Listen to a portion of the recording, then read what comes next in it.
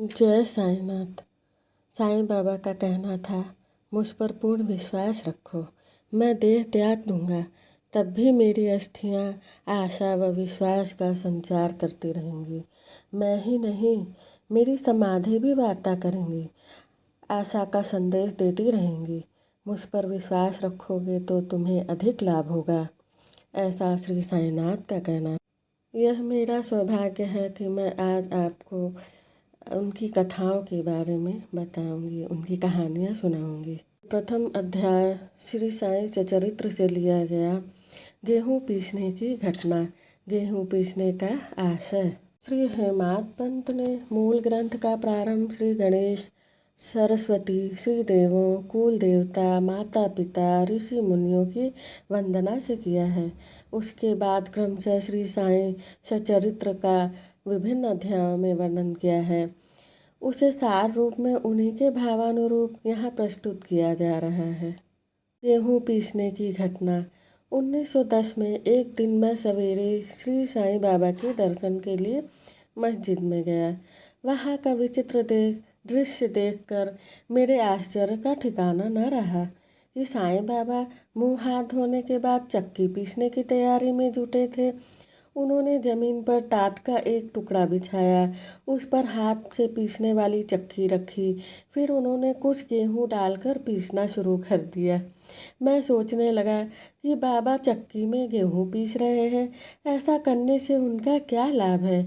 उनके परिवार भी नहीं है और वे अपना निर्वाह भी भिक्षावृत्ति से करते हैं।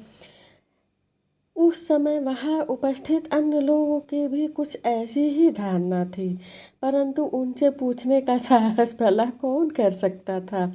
बाबा के गेहूँ पीसने की खबर शीघ्र ही सारे गांव में आग की तरह फैल गई। उनकी यह अद्भुत लीला देखने के लिए शीघ्र ही नर नारियों का समूह मस्जिद की ओर दौड़ पड़ा। भीड़ को चीरती हुई 4 निर्भीक स्त्रियाँ आगे आईं और बाबा को जबरन वहाँ से हटाकर उनके हाथ से चक्की की मूठ छीन ली और उनकी लीलाओं को गाती हुई स्वयं गेहूँ पीसने लगी। पहले तो बाबा को क्रोध आया, फिर उनका भक्तिभाव देखकर वे शांत भाव से मुस्कुराने लगे। गेहूँ पीसते पीसते उन स्त्रियों के मन में ऐसा भाव आया कि बाबा के न तो घर द्वार है और न इनके कोई बाल बच्चे हैं तथा कोई देखरेख करने वाला ही है नहीं। वे स्वयं भिक्षावृत्ति करना द्वारा ही अपना निर्वाह करते हैं, अतः उन्हें भोजनादि के लिए आटे की भला क्या आवश्यकता है। बाबा तो परम दयालु हैं, हो सकता है कि यह आटा वे हम सब लोगों में ही बांट दें। इन्हीं विचारों में मग्न गीत गाते गाते ही उन्होंने सारे गेहूँ पीस डाले। फिर उन्होंने चक्की को हटाकर आटे के 4 बराबर हिस्से कर लिए और अपना अपना हिस्सा लेकर वहाँ से जाने लगी। अभी तक शांत मुद्रा में निमग्न बाबा उसी क्षण क्रोधित होकर अपशब्द कहने लगे। स्त्रियों, क्या तुम पागल हो गई हो? तुम किसके बाप का माल हड़प के ले जा रही हो? क्या किसी कर्जदार का माल है जो इतनी आसानी से उठा कर लिए जा रही हो? अच्छा, अब एक काम करो, इस आटे को ले जाकर गांव की मेड़ पर बिखेर आओ। मैंने शिरडीवासियों से पूछा कि जो कुछ बाबा ने अभी किया है उसका वास्तव में अर्थ क्या है। उन्होंने मुझे बतलाया कि गांव में हैजे का प्रकोप चरम सीमा पर फैला है, उसके लिए ही बाबा का यह उपचार है। अभी जो गेहूँ आपने पीसते देखा था वह वास्तव में गेहूँ नहीं, हैजा था जो पीस कर नष्ट कर दिया गया है। इस घटना के बाद सचमुच हैजे की संक्रामकता शांत हो गई और सभी गांववासी स्वस्थ हो गए। यह जानकर मेरी प्रसन्नता का ओर छोर न रहा। मेरी जिज्ञासा जाग गई।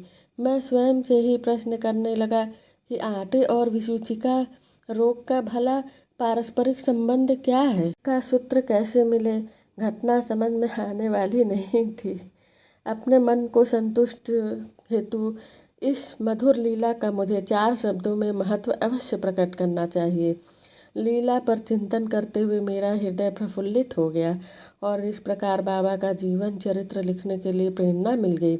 यह तो सब लोग जानते हैं कि यह कार्य बाबा की कृपा और शुभ आशीर्वाद से सफलतापूर्वक संपन्न हो गया।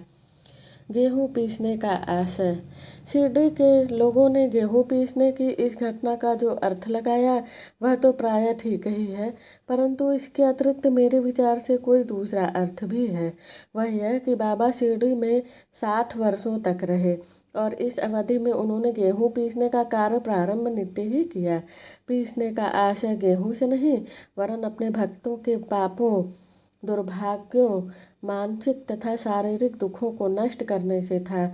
उनकी चक्की से 2 पाटों में से ऊपर का पाट भक्ति का और नीचे का पाट कर्म था।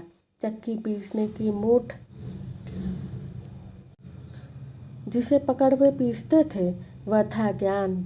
बाबा का ऐसा दृढ़ विश्वास था कि जब तक मनुष्य के मन से प्रवृत्तियाँ, आसक्ति, घृणा तथा अहम भाव नष्ट नहीं हो जाते, जिनका नष्ट होना बड़ा मुश्किल है, तब तक ज्ञान तथा आत्मा की अनुभूति होना असंभव है।